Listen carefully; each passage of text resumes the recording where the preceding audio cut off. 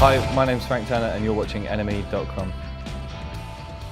Being involved in the small venue campaign is great. I think it's a really worthwhile use of my time. You know, I think that the underground music doesn't exist without the kind of labours of love of a lot of people, underground bands, underground promoters, and the people who run the venues that give everybody a forum in which to do these things. And it's not a job that's ever going to make anyone rich, running a small venue. And I think that for the rest of the music scene and for somebody like me who came up through those places, to give a little something back is important. I've done sort of like 5 or 6 arena shows in my life, and I've probably done about 1,200 small venue shows in my life. And just regardless of where I am this week, I think my heart is always going to be more in the smaller, sweatier rooms.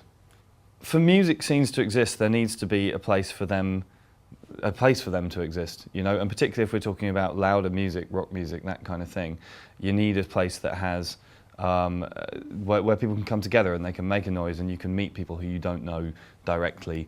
There's something very sort of physical about it, and in this internet world where everybody's Facebook friends, I think there's something really important about physically being in the same room as some people you don't know, watching a band you don't necessarily know. And that's the role that small venues play. They provide the forum for creative people and music fans and all that kind of thing to sort of come together. You can't ever replace the feeling of being in a room with other people and watching a band being loud who are playing directly in front of you.